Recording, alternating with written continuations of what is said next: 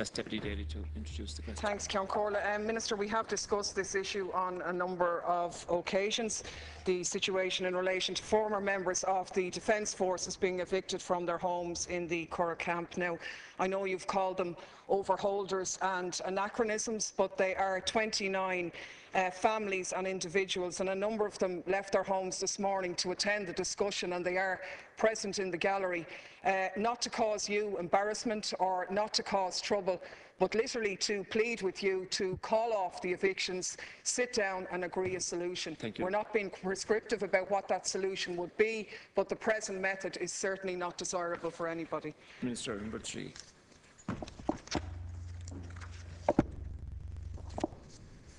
Of course, the Deputy and I have addressed this issue very recently in the last Defence question time. And to go back to some information I again previously gave the House, in February 1997, the then Minister of Defence set out the policy on married quarters on the basis they were largely an anachronism, that they should be discontinued in a managed and orderly way. Since then, my department has discontinued the practice of providing such accommodation. In addition, given the age of the housing stock, it has been found that over time the properties require a significant and disproportionate investment in order to ensure compliance with regulations regarding rental properties. In recent years, much of the stock has become unsuitable for habitation, has been taken out of use. Consequently, there has been a sharp decline in the number of married quarters in use, with only 26 serving personnel currently occupying married quarters in the Curragh. Personnel are obliged, as I have advised the House previously and as my predecessors have done, under Defence Force regulations to vacate married quarters within a specified period of being discharged from the Permanent Defence Force.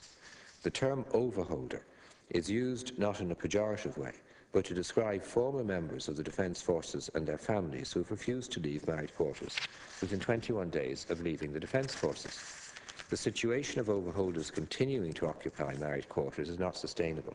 There are currently 28 overholders in married quarters in the Curragh. The overholding charge for those paying ranges from €42.16 per week to €113.48 per week, depending on property type. The majority of overholders are paying on the lower end of the scale. The Curragh camp, of the 28 overholders, only 18 are paying all charges due. My department is therefore, in accordance with normal procedure, seeking vacant possession of overheld married quarters and will continue to do so until the overholding issue is resolved. My department does not have a role, as I previously advised the Deputy, in the provision of housing accommodation for the general public, and it cannot subsidise housing for people who have no entitlement and who may well have the means to supply housing for themselves.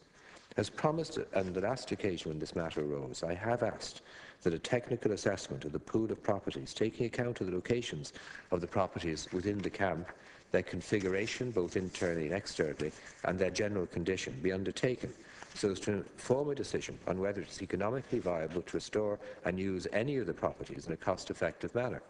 Restoration, of course, being dependent on funding being available in the future.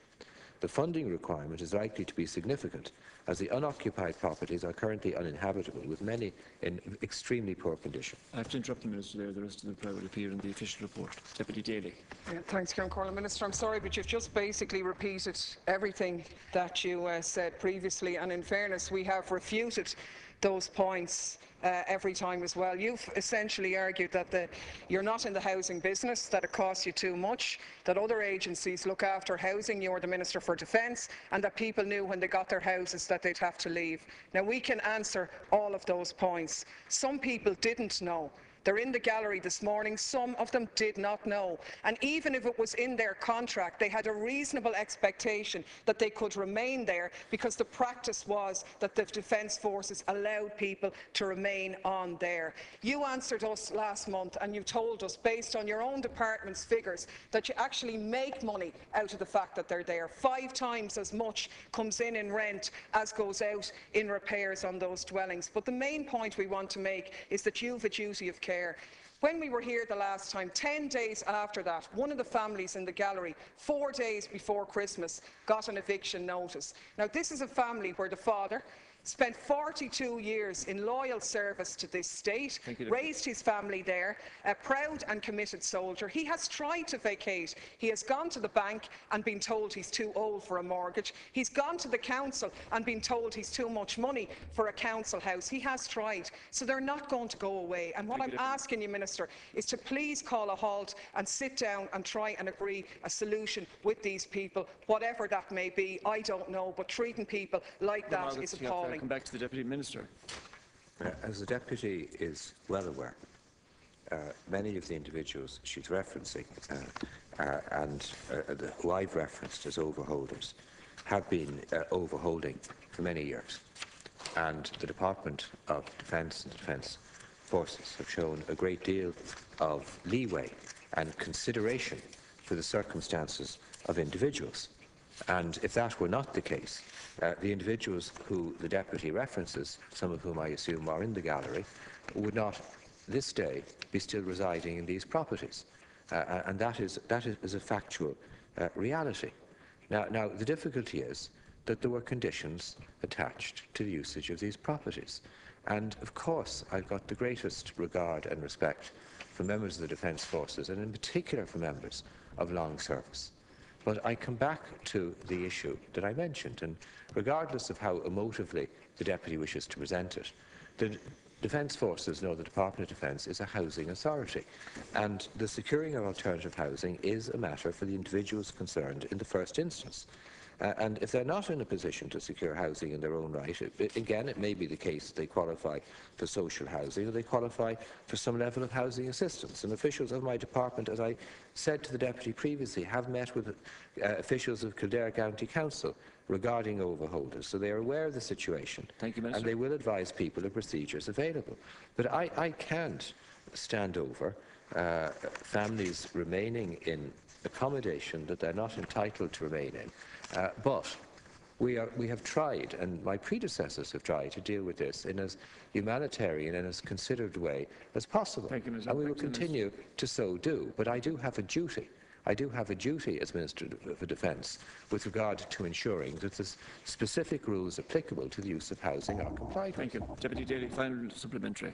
Minister, the reality is that your department officials haven't engaged with people, and the idea that you, not you personally, but that the department has acted with, leeway and consideration and in a humanitarian way, giving people an eviction notice 4 days from Christmas, is a very different understanding of the English language. I suppose what I'll again put to you, Minister, is these people aren't going to go away. Not because they're unruly or troublesome. People of a military background actually are normally very good at obeying orders and don't like to question authority. The reason why it's not going to go away is that they have nowhere to go. And this isn't going to come off your radar, Minister. It's only going to get worse as more families are brought in to the net. So what I'm appealing to you, Deputy Wallace, who in a former life was a builder, made an offer before that he would cost what it would cost to make habitable those dwellings. It won't even cost you anything to accept those figures. Will you hold off the evictions? Will you look at those proposals? But critically, will you or your Defence Forces personnel on the ground in the Curragh meet these people in the gallery? Because if you were willing to meet them afterwards when this discussion is finished, they'll tell you that the information that you're given about how they've been treated fairly and been given information and encouraged and told their options is actually not the case at all. And I'm appealing to you to organise a meeting on the ground with your personnel or meet them now after this, because we'll be back here every time otherwise. Final reply, Minister. The Deputy can repetitively come back, but the position, unfortunately, will not change. I'm not going to get into the expertise of Deputy Wallace in the building trade and what occurred with regard to outcomes in the manner in which he managed his construction company, because I think that's nothing to do with the matter. But I have to rely on the advice and expertise of officials within the department. I have said to the Deputy, with regard to an issue that she raised with me, which is, and indeed Deputy Wallace, in fairness, raised it, which was, firstly, do vacant properties here have any possibility of future usage, and could they be renovated? But this is a matter that we're looking at.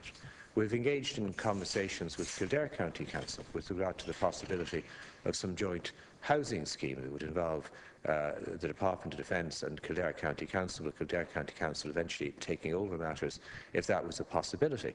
There's no funding identified for this, and the likelihood of this being achieved is extremely uncertain because of a whole range of issues, including the security of Curragh Camp itself, because you can't maintain a situation where families, and indeed their extended families, continue to reside in this location in circumstances where they cease to have an engagement with the Defence Forces, to the extent that no member of the family is a member of the Defence Forces. So there are rules and regulations, Deputy, applicable to this, but I do come back to a very central point I've made, which is, had there not been consideration for the real human circumstances of individual families, and had either myself or my predecessors taken the type of approach that the Deputy is describing, many of these families would have been evicted years ago.